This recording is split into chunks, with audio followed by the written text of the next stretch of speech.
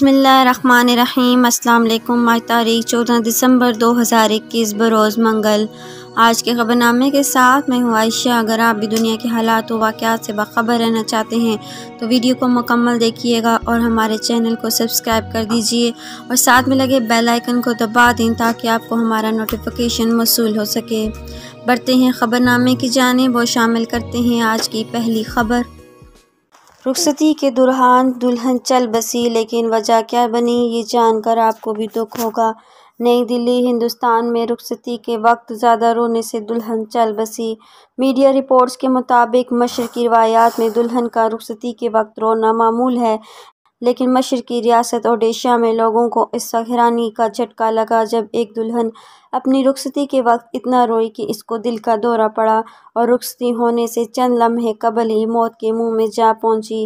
عینی شاہدین کا کہنا ہے کہ جب رخصتی کا وقت آیا تو دلہن رو رو کر بے ہوش ہو گئی۔ جب اسے اسپتال لے جایا گیا تو ڈاکٹر نے دلہن کی موت کی تصدیق کر دی اور موت کی وجہ دل کا دورہ بتایا۔ سول ایوی ایشن نے بیرون ملک سے آنے والے پاکستانیوں کے لیے نیا سفری ہدایت نامہ جاری کر دیا۔ لاہور۔ سول ایوی ایشن اتھارٹی نے بیرون ملک سے پاکستان آنے والے مسافروں کے لیے نیا سفری ہدایت نامہ جاری کر دیا ہے۔ کورونا ویکسینیشن سے متعلق نئی ہدایات بھی جاری کر دی گئی ہیں۔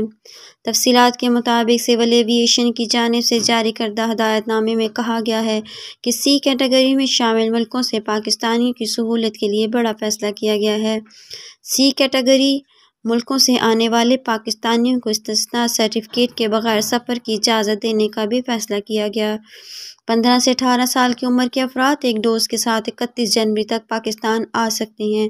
مکمل ڈوز کے بغیر پاکستان کی سفر کی سہولت اجازت نامے میں 2 ماہ کی توسیع کر دی گئی ہے۔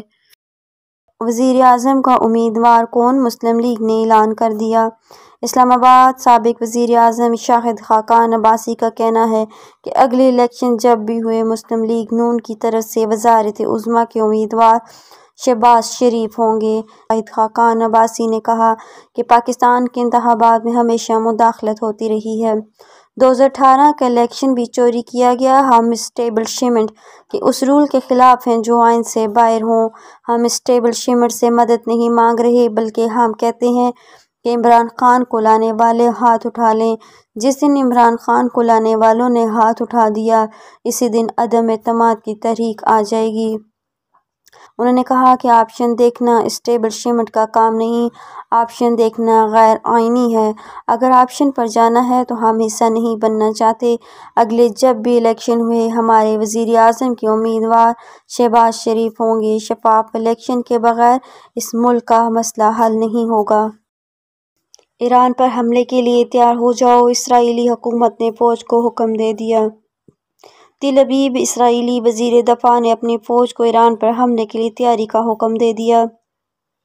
غیر ملکی میڈیا کے مطابق اسرائیلی وزیر دفاع بنی گینٹس نے امریکہ کے دورے کے دوران امریکی وزیر دفاع لائیڈ آسٹن کو آگاہ کیا ہے کہ انہوں نے اپنی فوج کو ایران پر ممکنہ حملے کی تیاری کا حکم دے دیا ہے۔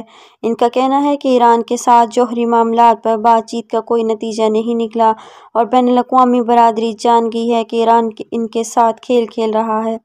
ان کا مزید کہنا ہے کہ ایران پر اب مزید دباؤ بڑھانے کی ضرورت ہے جس کے لیے اسرائیلی فوج کو حکم دیا ہے وہ ایران کے خلاف ممکنہ اسٹرائیک کے لیے تیار رہیں۔ انہوں نے کہا کہ ایران کے ساتھ جوہری مذاکرات کے معاملے میں بین الاقوامی طور پر سیاسی، اقتصادی اور فوجی دباؤ بڑھانے کی گنجائش ہے تاکہ ایران کو اس بات پر قائل کیا جا سکے کہ وہ جوہری پروگرام کے بارے میں اپنے ارادوں سے باز رہے۔ آج کے خبر نامے میں اتنا ہی۔ مزید خبریں جاننے کے لیے دیکھتے رہیے AF نیوز ورلڈ اور مجھے دیجیے اجازت۔ اللہ حافظ۔